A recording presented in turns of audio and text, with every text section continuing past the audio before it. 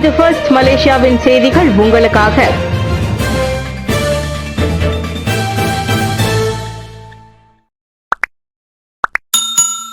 நாட்டின் ஒற்றுமையை பாதுகாப்பதில் விழிப்புடன் இருப்பேர் பிரதமர்.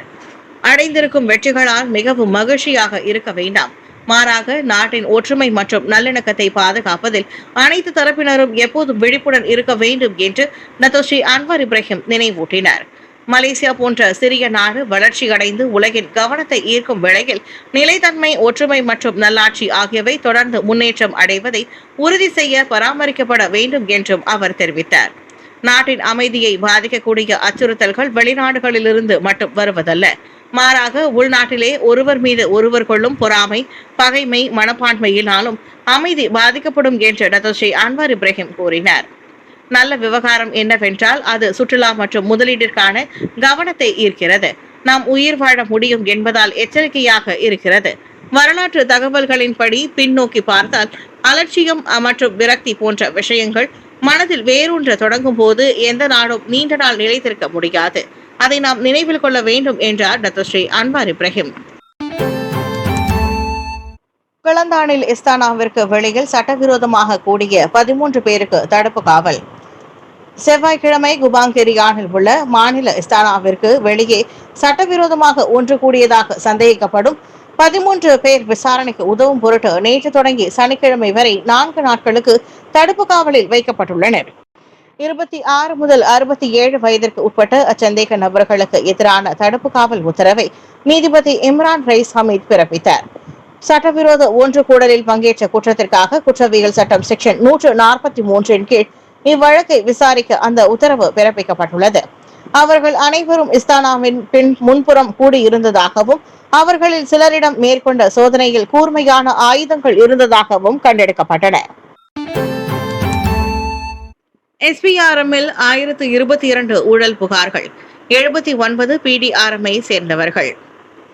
இவ்வாண்டு ஜனவரி முதல் செப்டம்பர் வரையில் மலேசிய ஊழல் தடுப்பு ஆணையம் SPRM-இடம் புகார் அளிக்கப்பட்ட 1022 ஊழல் வழக்குகளில் 79 அரசு மலேசிய போலீஸ் படை PDRM அதிகாரிகள் மற்றும் உறுப்பினர்கள் சம்பந்தப்பட்டவை. அப்படையில் நேர்மை தொடர்பான பிரச்சினைகளுக்கு கவனமும் தொடர் நடவடிக்கையும் தேவைப்படுவதை அந்த எண்ணிக்கை புலப்படுத்துவதாக தேசிய போலீஸ் படை தலைவர் டத்தோஸ்ரீ முகமது காலிட் இஸ்மாயில் தெரிவித்தார். PDRM உறுப்பினர்களுக்கு நேர்மை கலாச்சாரத்தை தொடர்ந்து வலுப்படுத்தவும், தவறான செயல்களிலும் சேவை நெறி மீறல்களிலும் இருந்து அடிப்படை அந்த படை சுதந்திரமாக இருப்பதை உறுதி செய்ய உள்கண்காணிப்பை மேம்படுத்த வேண்டும் என்ற முக்கிய நினைவூட்டலாகவும் அந்த விவகாரம் இருப்பதாக டத்தோஸ்ரீ முகமது காலிட் இஸ்மாயில் தெளிவுபடுத்தினார்.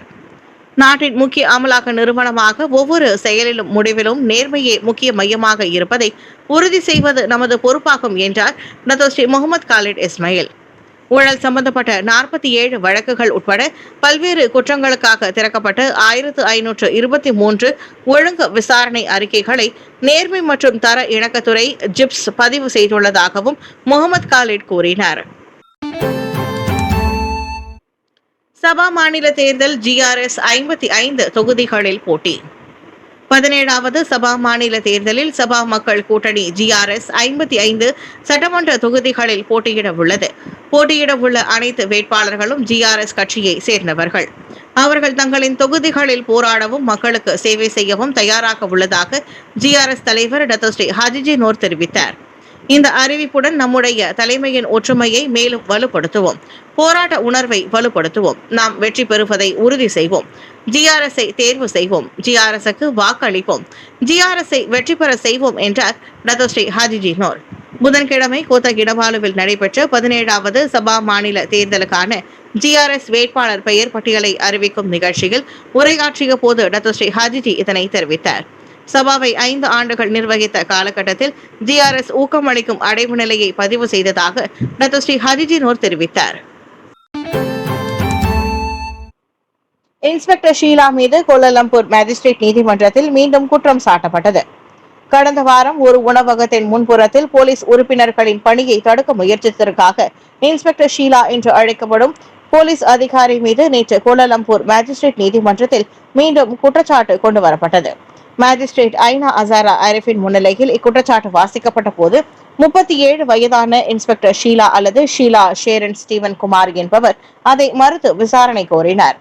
கடந்த நவம்பர் 4ஆம் தேதி இரவு மணி 8:15 8:30 டாங் வாங்கி ஜாலான் சுல்தான் அஸ்லான் ஷாவில் உள்ள உணவகம் ஒன்றின் முன்புறத்தில் ரோந்து பணியில் ஈடுபட்டிருந்த 37 வயதான லான்ஸ் காப்ரல் மெல்விந்தர்ஜித் சிங் தீராத் சிங்கை அவரின் பணியை தொடர விடாமல் தடுத்ததாக இன்ஸ்பெக்டர் ஷீலா மீது குற்றம் சாட்டப்பட்டது. குற்றம் நிரூபிக்கப்பட்டால் அதிகபட்சம் 2 ஆண்டுகள் சிறை தண்டனை அல்லது 10,000 ரிங்கிட் வரை அபராதம் அல்லது இரண்டுமே விதிக்க வகை செய்யும் குற்றவியல் சட்டம் செக்ஷன் 186 கீழ் குற்றம் சுமத்தப்பட்டது. 6,600 ரிங்கிட் ஜாமீன் தொகை மற்றும் தனிநபர் உத்தரவாதத்தின் பேரில் இன்ஸ்பெக்டர் ஷீலாவை விடுவிக்க நீதிமன்றம் உத்தரவிட்டது. NPE 2 திட்டம் 2029 நிறைவடையலாம். கோலாலம்பூரில் உள்ள பந்தாய் டாலாம் டோல் சாவடியில் இருந்து ஜாலான் இஸ்தானா வரையில் சுமார் 6.4 கிலோமீட்டர் தூரத்திலான முதன்மை பாதையை உட்படுத்தி 170 கோடி ரிங்கிட் மதிப்பில் நிர்மாணிக்கப்பட்டு வரும் பாரு பந்தாய் நெடுஞ்சாலை NPE 2 விரிவாக்க திட்டம் வரும் 2029ஆம் ஆண்டில் நிறைவடைந்து போக்குவரத்துக்கு திறந்துவிடப்படும் என்று எதிர்பார்க்கப்படுகிறது. 2040ஆம் ஆண்டு கோலாலம்பூர் போக்குவரத்து முன்னோடி திட்டத்தின் ஒரு பகுதியாக NPE 2 உள்ளதாக கூறிய பொதுப்பணித்துறை அமைச்சர் Datuk Seri Alexander Nanta Linggi Pantai Dalam Bangsar Mahameru ஆகிய சாலைகளில் போக்குவரத்து நெரிசலை குறைக்கவும் அத்திட்டம் உருவாக்கப்பட்டுள்ளதாக தெரிவித்தார். பந்தாய் டாலாம் டோல் சாவடியிலிருந்து ஜாலான் இஸ்தானா வரையிலான 6.4 கிலோமீட்டர் NPE 2 திட்டம் தற்போது நெரிசல் மிக அதிகமாக இருக்கும் பந்தாய் டாலாம் பங்சார் மகாமேரு சாலைகளில் நெரிசலை குறைக்க உருவாக்கப்பட்டுள்ளது. இத்திட்டம் நிறைவடைந்தவுடன் பங்சார் அல்லது மிட் வேலையிலிருந்து சுபாங்ஜயா நோக்கி செல்லும் சாலையின் பயண நேரத்தை 25 நிமிடங்கள் வரை குறைக்க முடியும் என்று எதிர்பார்க்கப்படுகிறது என்றார் டத்தோஸ்ரீ அலெக்சாண்டர் நந்தாலிங்கி.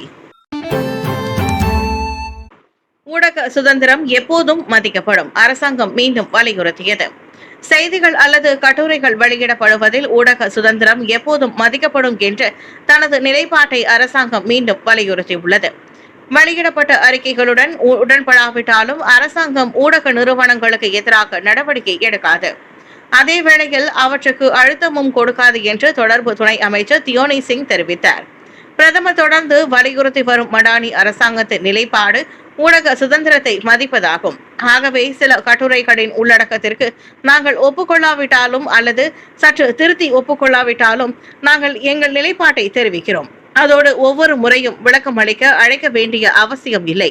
அதுவே மடானி அரசாங்கத்தின் மிகப்பெரிய வேறுபாடு என்று நான் நினைக்கிறேன் என்று தியோனி சிங் கூறினார். இணையத்தில் பிரதமருக்கு ஆதரவு தெரிவிக்கும் நோக்கில் 263 போலி கணக்குகள் உள்ளதாக மலேசியா கினி செய்தித்தளத்தின் அறிக்கைகள் குறித்து பாசிர்மாஸ் நாடாளுமன்ற உறுப்பினர் அகமது ஃபட்லி ஷாரியின் மக்களவையில் எழுப்பிய கூடுதல் கேள்விக்கு தியோ அவ்வாறு பதிலளித்தார். உதவித்தொகை அமலாக்கத்திற்கு பின்னர் டீசல் விற்பனை குறைந்துள்ளது. 2024ஆம் ஆண்டு ஜனவரி முதல் மே மாதம் வரை மாதத்திற்கு 77 கோடி லிட்டராக இருந்த சராசரி டீசல் விற்பனை இலக்கிடப்பட்ட உதவித்தொகை அமலாக்கத்திற்கு பின்னர் அதே ஆண்டில் ஜூன் மாதம் முதல் டிசம்பர் மாதம் வரை மாதத்திற்கு சுமார் 46 கோடியே 50 லட்சம் லிட்டராக குறைந்துள்ளது. இதன் மூலம் அண்டை நாடுகளுக்கு டீசல் கடத்தல் நடவடிக்கைகள் காரணமாக ஏற்படும் கசிவு கணிசமாக குறைந்துள்ளதாக நிதி துணை அமைச்சர் லிம் ஹோ யிங் தெரிவித்துள்ளார். 5 மாதங்களாக விற்பனையை ஒப்பிடுகையில் வித்தியாசம் இருக்கிறது. உதவித்தொகைக்கு உட்பட்ட டீசல் விற்பனை குறைந்துள்ளது, உதவித்தொகைக்கு உட்பட்ட அதன் குறைந்துள்ளதையும் காட்டுகிறது.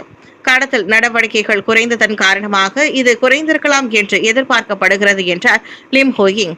2024ஆம் ஆண்டு ஜூன் மாதம் டீசல் உதவித்தொகை சீரமைப்பு அமல்படுத்தப்பட்ட பின்னர் தீபகற்பத்தில் டீசல் விற்பனை குறைந்துள்ளது குறித்து ஸ்தம்பின் நாடாளுமன்ற உறுப்பினர் சாங் சியேங் நேற்று மக்களவையில் எழுப்பிய கேள்விக்கு லிம் ஹோ யிங் அவ்வாறு பதிலளித்தார்.